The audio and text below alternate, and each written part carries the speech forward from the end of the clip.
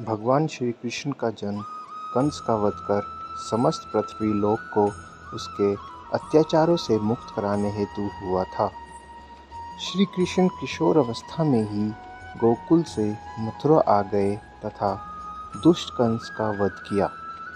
कंस की मृत्यु से दुखी उसके ससुर जरासंध ने एक विशाल सेना लेकर मथुरा पर आक्रमण कर दिया। इस आक्रमण में उसके साथ शिशुपाल और कालयवन जैसे शक्तिशाली राजा भी शामिल थे। जल्दी ही सेना मथुरा जा पहुंची और मथुरा की राजसभा में श्री कृष्ण तथा बलराम को सेना को सौंपने का संदेश भेजा गया। इस युद्ध को टालने तथा मथुरा के निर्दोष नागरिकों को बचाने के लिए श्री कृष्ण ने रातों रात वहाँ से सैकड़ों किलोमीटर दूर समुद्र में एक नई नगरी द्वारिका का निर्माण करवाया। अपनी माया से उन्होंने समस्त नागरिकों को, उनके पशुओं तथा संपत्ति को नींद में ही नई नगरी में पहुंचा दिया। अगले दिन सूर्योदय के समय श्री कृष्ण तथा बलराम जरासंध की सेना के सामने जा पहुँचे और उसे लड़ने के लिए चुनौती दी। जैसे ही जरासंध और दूसरे राजाओं ने श्री कृष्ण को मारने के लिए शस्त्र उठाए, दोनों भाई श्री कृष्ण तथा बलराम भागने लगे। उन भाइयों के पीछे जरासंध तथा कालयवन जैसे राजा भी भागने लगे। कुछ ही देर में दोनों भाई बहुत आगे निकल गए और उनके पीछे केवल मात्र कालयवन रह गया।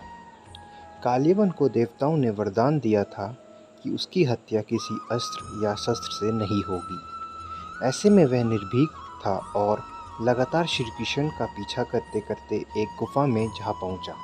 गुफा में राजा मुचुकुंद सो रहे थे, जिन्हें इंद्रदेव ने वरदान दिया था कि जो भी उन्हें उठाएगा वह उनके देखते ही जलकर भस्म हो जाएगा।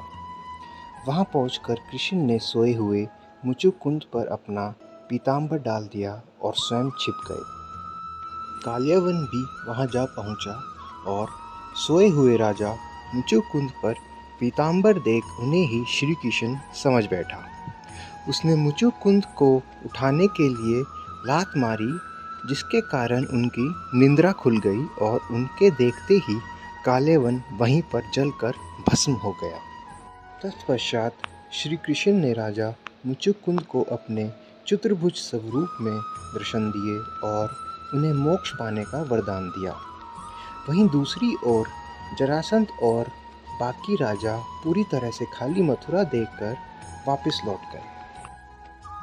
श्री कृष्ण चाहते तो स्वयं ही कालयवन और अन्य अधर्मी राजाओं का वध कर सकते थे, परंतु देवताओं के दिए वरदान का मान रखने के लिए उन्होंने कालयवन को राजा मुचुकुंद के हाथों मरवाया और इसी तरह बाद में जरासंध का वध पांडुपुत्र भीम के हाथों करवाया। इस तरह युद्ध से भागकर श्री कृष्ण ने रखा देवताओं के वरदान का मान। जय Shri Krishna. Thanks for watching. Please like and subscribe.